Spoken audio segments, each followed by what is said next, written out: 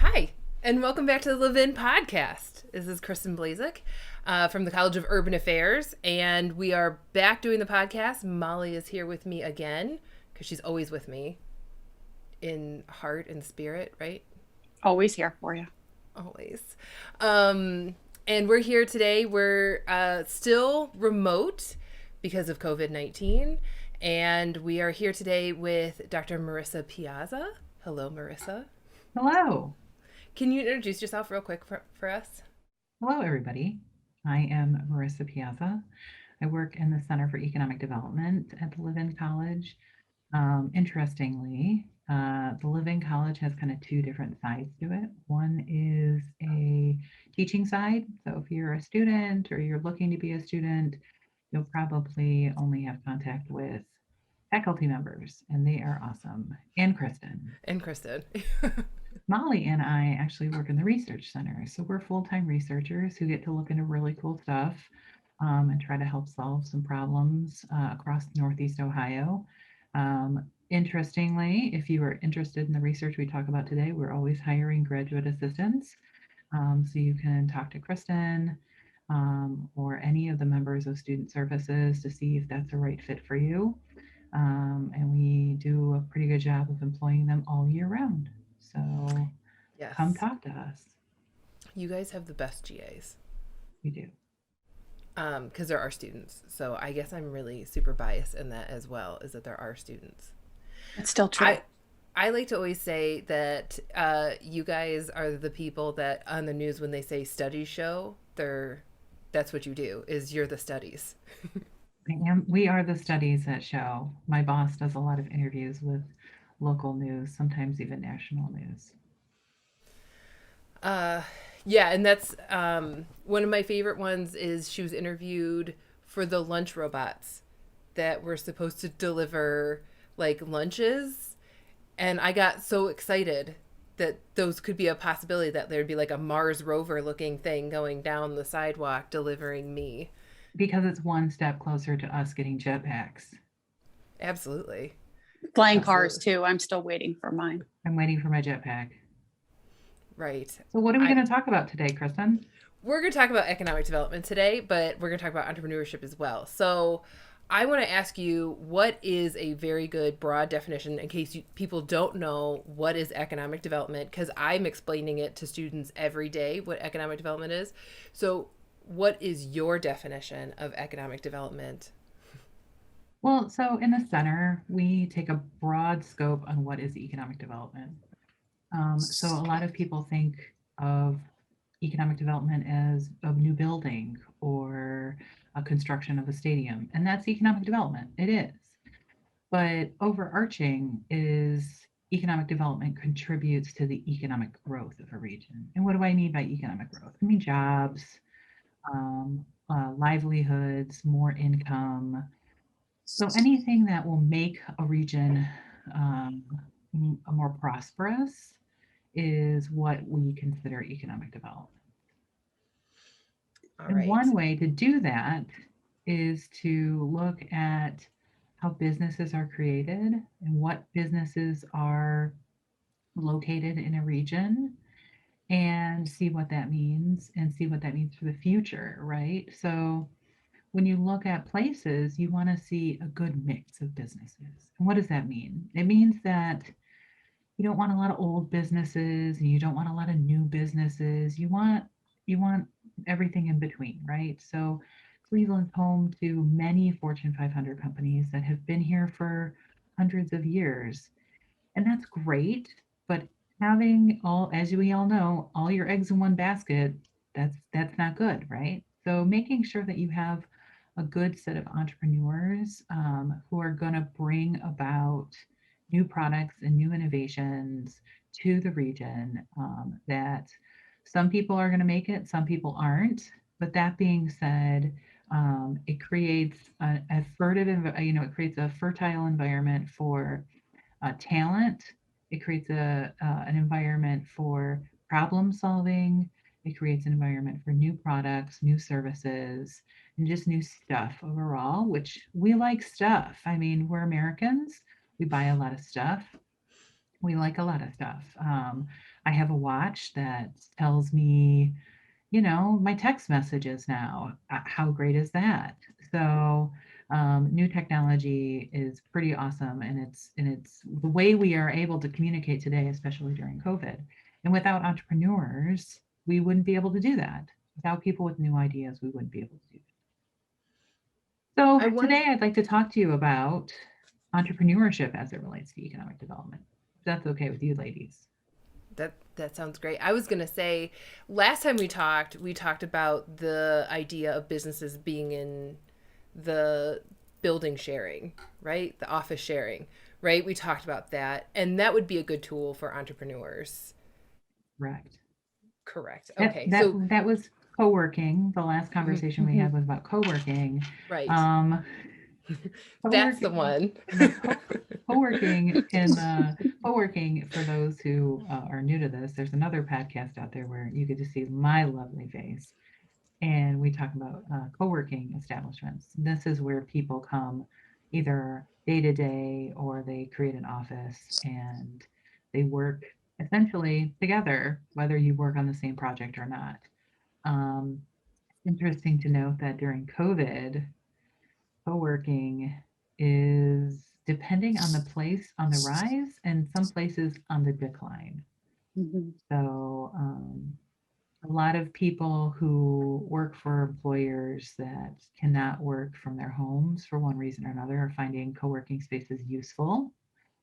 That being said, there are other people who are straying away from co-working spaces because of COVID.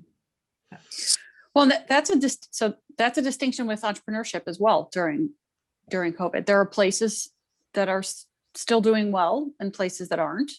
There are businesses that are still doing well. And you mentioned the business environment at a place like Cleveland. So what does that entrepreneurial ecosystem look like? What is an entrepreneurial ecosystem? What do you have to have in that system to help people create new businesses?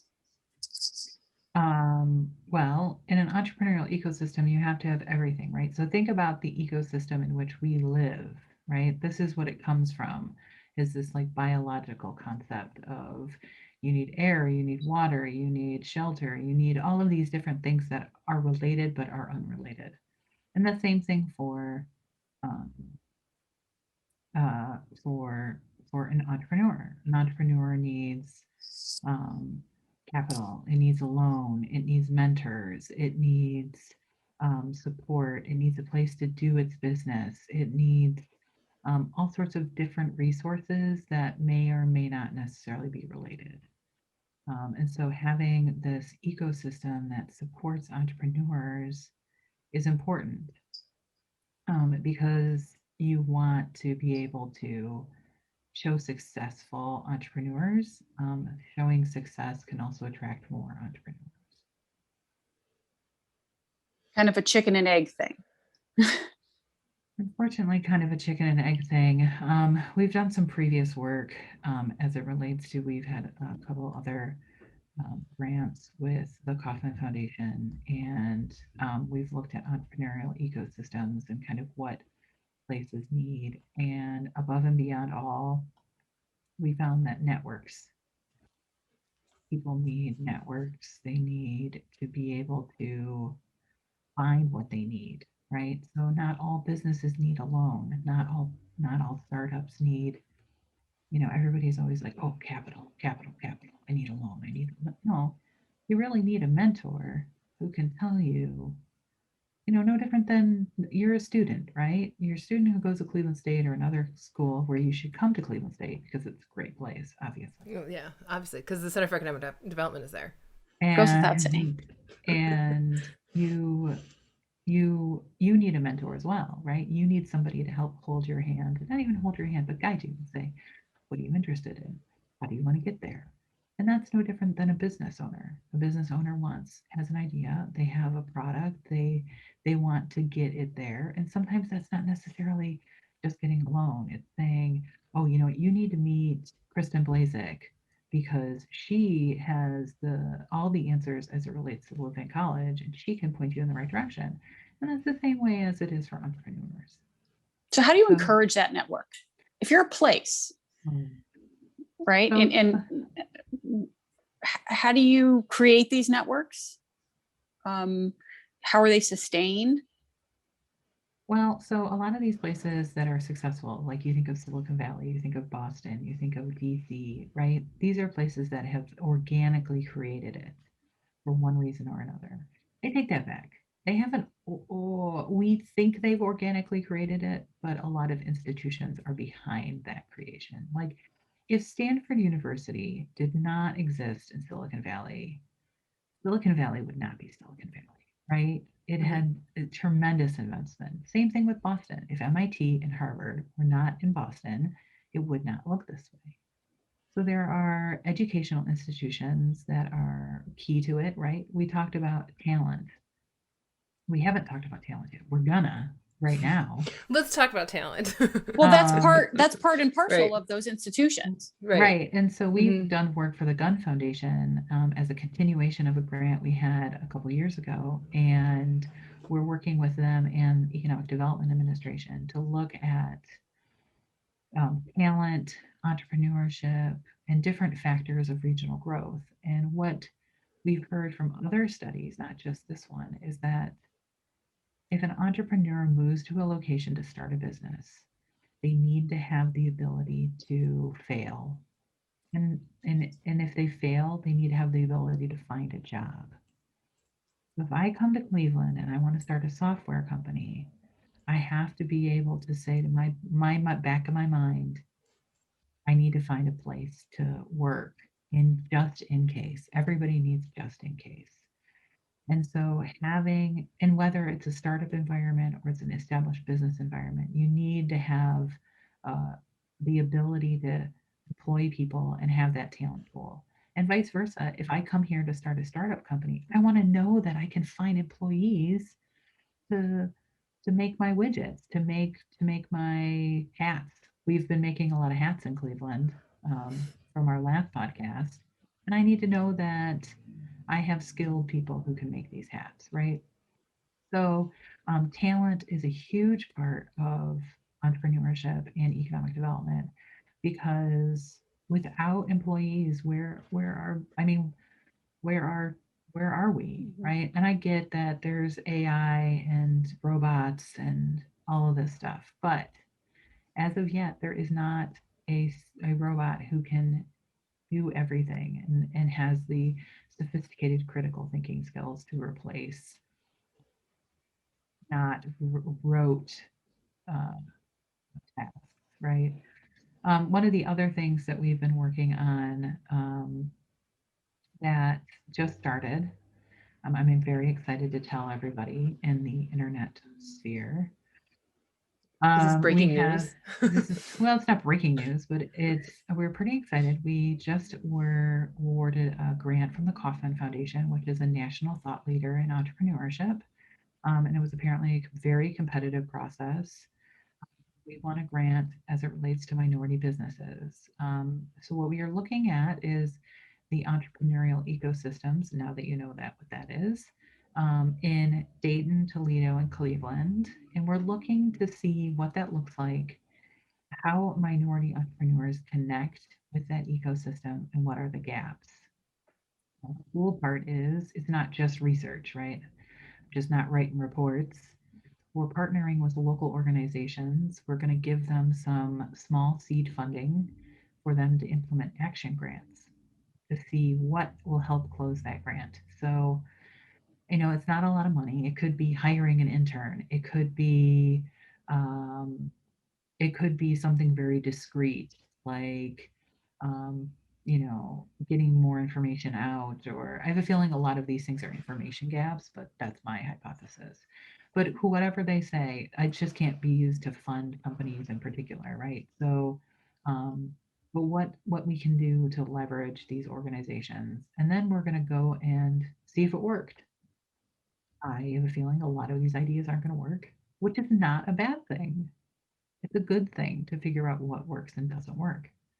And then we're going to do the same thing over the course of 4 years. And the hope is that what we're going to find is a whole lot of what doesn't work and a whole lot of what works. And then we can turn around and say to communities, Um, I feel like this summer, with all of the protests and the current environment that we face as it relates to racial equity, more and more communities are really saying, yeah, this is not okay. How do we fix this? And it's an important step for one to have that thought and that uh, idea. But then the part two of how do we fix this, I think is way more difficult for people to conceptualize and tackle. And so the hope is that the end of this will have some sort of kind of little playbook for communities, namely smaller communities. We're not New York City and we're not Silicon Valley, right? But what can we teach Pittsburgh? What can we teach Columbus? What can we teach smaller cities that want to move the needle on minority business equity and help them as this rolls out. So that's a new project we're working on. So we're pretty excited about that one as well.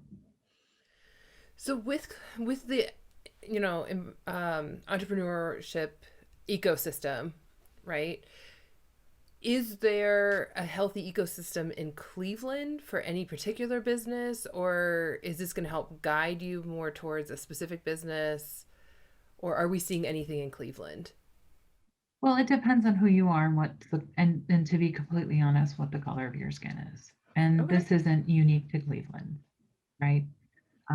We know that African Americans are underbanked and they don't have the right, not right, they don't have the connections to banking institutions. We saw this, you saw this in the popular news as it relates to these PPP loans, right? So the federal government issued a variety of loans, and a lot of minority firms were not able to get these loans because they did not have established banking procedures or had the ability to pick up the phone and call a bank to say, hey, how do I do this? In addition to the fact that the process was very cumbersome and they just don't have time for that. So a lot of it is what we're trying to distill out is what does the broader ecosystem look like? And then where are touch points that are helpful for minority businesses and what are kind of no-go zones, like they feel like they're not welcome in. Um, I remember hearing, and this is a perfect example and not related to business. I remember um, hearing about a couple CMSD students who looked at the Cleveland Museum art, and they were talking about, wow, that's really cool. And, we asked them, oh, why don't you go in? It's free. And they said, oh, well, that's not for us. And these kids were African American. They just didn't feel like they belonged there, right? So as a person, you know implicitly where you belong and where you don't belong. And how can we break down those barriers so everybody belongs everywhere, right? I know that there's a movement towards minority business owners because, I mean, in Cleveland, I know that I get, social media, posts all the time that are like, here are the, black owned businesses in Cleveland and minority owned businesses in Cleveland to really point out, do you see social media as being a big benefit to getting the word out about minority business owners? Yeah, I think it's a good thing and it's a bad thing, right? So um, it's as you know, for social media, you only see what the algorithm tells you to see. So if you Right. are interested in Black-owned businesses, then you will get those on your feed. Um, at the same time, a lot of Black-owned businesses aren't interested in being, quote, a Black-owned business. I'm a person who makes soap. Like, I make soap. Either like my soap or don't like my soap. My color of my skin has nothing to do with the soap, right? So I mean that's a whole other thing. But coming back to economic development, um, there's a lot of talk, and I'm interested to dig into this as it relates to COVID, right? So we're here virtually because of COVID. We know there are huge gaps in broadband. We know there's a huge gap as it relates to um, minority and majority firms. We also know that no matter the race of the owner of the business, there's there's big problems as it relates to information that is able to be given and handled for large firms versus small firms. Because if I'm just a coffee shop trying to keep my doors open, I don't have time to get a PPP loan. I don't have time to look into all these different things, especially as it relates to all the health and safety regulations. So we're interested to see what people find that isn't helpful. Now the cool part is that we're going to take a look at this across Dayton, Toledo, and Cleveland, right? So one would think they have similar ecosystems. I doubt that. We'll see. So this is kind of research in progress. So So that looks as at what I'm hearing you say with all of this, whether it's the PPP loans, whether it's African American owned businesses or white entrepreneurs or just starting or established firms, is that the ecosystem essentially needs to function as the ability to make what is inherently a risky decision less risky, right? So there's a risk in starting a business, mhm, and the ability to provide resources in whatever form that is, whether that's bodies to employ, financial resources, broadband, the use of internet and communication resources to make it less risky for these people to create and operate a business. yeah. And one of the things that, I mean, it's outside the scope of these projects, but one of the things that is being discussed in the literature is does student loan debt prevent that, right? So now that students more and more are tacking on large student loan debt, does that prevent them from becoming an entrepreneur? So are there inherent obstacles Mhm. that prevent people from even taking that initial risk? Right. Or without stable healthcare, like would you, if you Mhm. have a pre-existing condition and you want to start a business, but then you can't afford health, like how does that work too? So, but that being said, we have also through the Gun Foundation and funding from the Economic Development Administration looked at entrepreneurship. And we have a research brief about entrepreneurship as it relates to economic growth. And there are some really interesting findings in there. We find that yet again, racial equity and inclusion is a huge part of the gaps that are in our current ecosystem. And we look to other places to see what we can do as a part of that. In addition, it's what we've talked about here: information gaps between small and big businesses. Um, there's also a whole segment about what we are considering attainable and aspirational cities. So kind of what's the low hanging fruit of what some cities are doing, and then what is the aspiration that we have, and what are they doing to make things Mhm. work? It's important not only when you work in this area, for any area, right? You want to find out what's the low hanging fruit and how you can get there. And then the other way is to say, okay, well, what's the pie in the sky? What are they doing as well? And a lot of So what you see, oops, sorry, what a no, lot of what you see is coordinated public policy. That's big deal. Coordinated public policy, whether it's entrepreneurship or it's talent. You need coordinate. You need the city. You need the county. You need anchor institutions, meaning large places that aren't going anywhere. So hospitals, universities, big corporations, and the state government in particular, all to be in lockstep as it relates to strategy. What are you going to do? How are you going to do it? Who's going to do what? And I think Ohio, as compared to a lot of other states, when it comes to science and technology and entrepreneurship and economic development, is there. I think they understand they've lost a lot of employment. They're losing some competitiveness in some areas, and they're really not happy about it. And so, how can we go about doing this? so they understand that that's the case.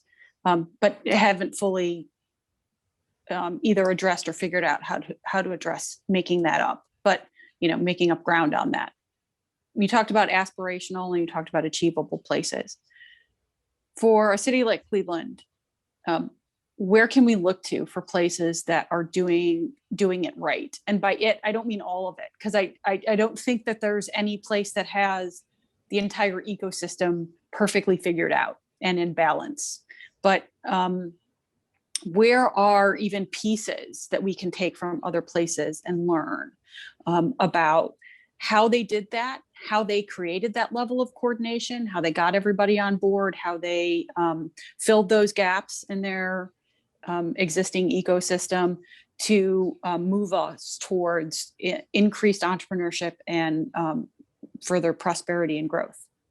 Yeah, so when we look at kind of different cities, we looked at Milwaukee as kind of an attainable city. There's a lot happening in Milwaukee on the ground as it relates to the technology sphere, because there's something like 30 some odd colleges in Milwaukee. And so having all of that young talent running around is helpful.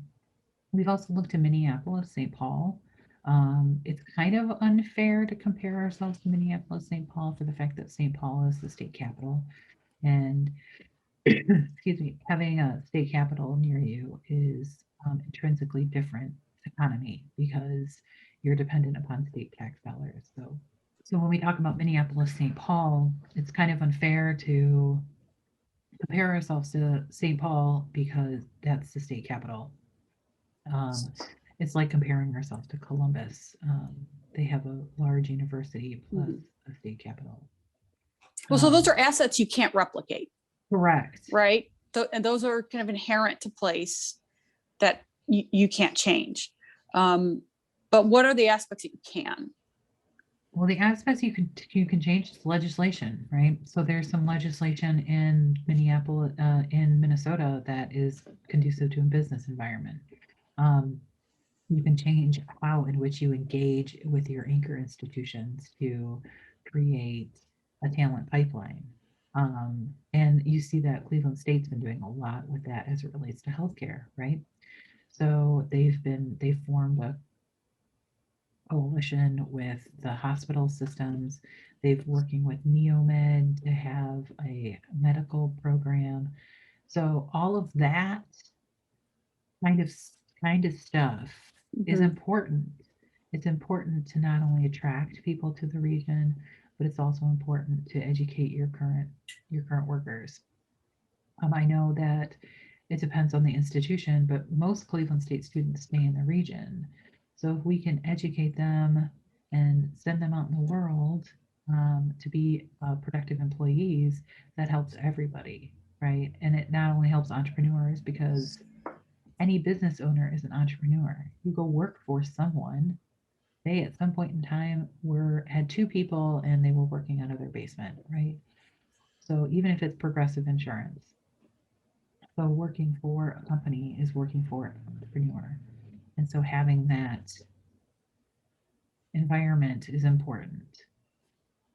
How does the pandemic alter our Cleveland, our community, our ability to attract that talent, given the shift in environment? And some of this is still yet to be seen, whether predictions about increased mobility and working remotely are going to play out fully post-pandemic. But where do the opportunities lie for Cleveland in attracting people who could essentially relocate anywhere?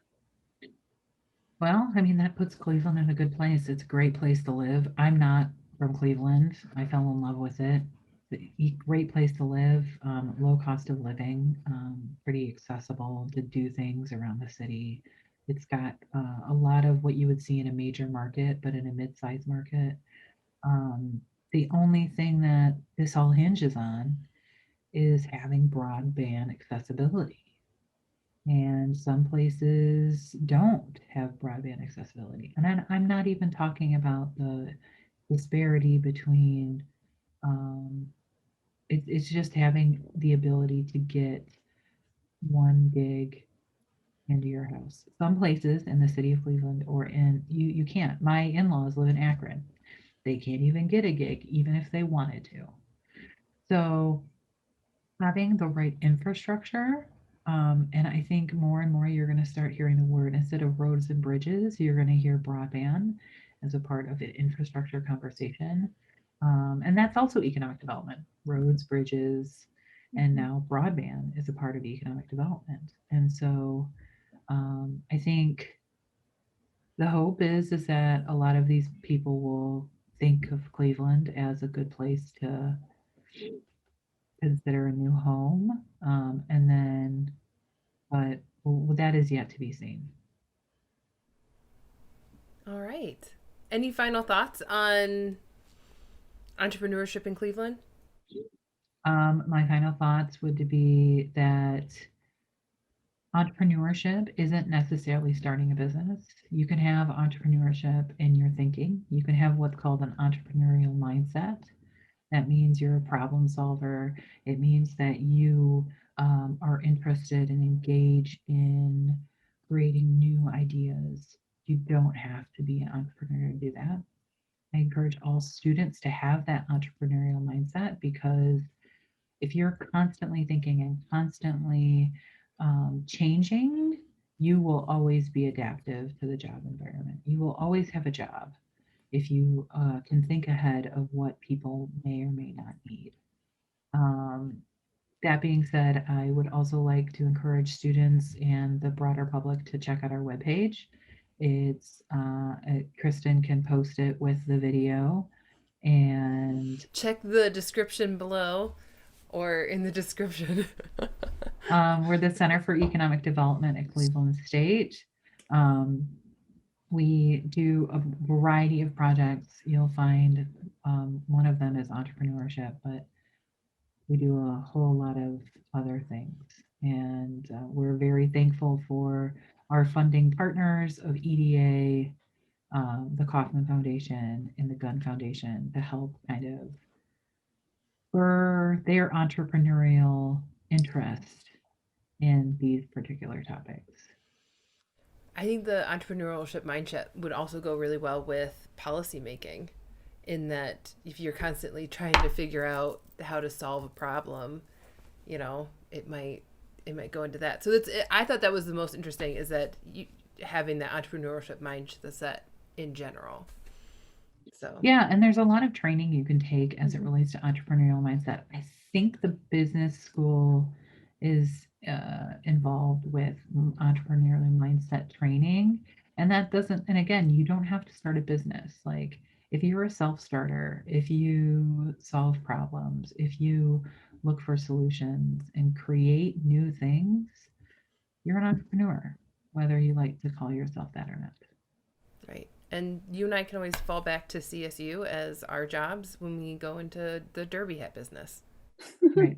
We're going to be milliners. We're Well, gonna be milliners. I would very much be interested in a follow-up conversation with you on what you find related to Kauffman in these other cities, and what those gaps look like, and how other places are trying to fill them, and give us an update on what happens post-pandemic, Yeah. and how Cleveland begins to come out of this.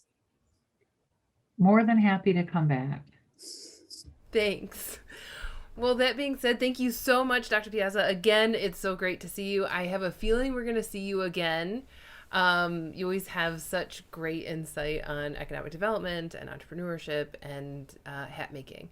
So, that being said, yes, their website is in the description. If you're listening on Spotify, it's in the description. Check us out at urban.csuohio.edu. You'll see a lot of their research on there. Other than that, everyone stay safe, and hopefully we'll see each other at CSU in the future. Until our next podcast. Until our next podcast. Bye.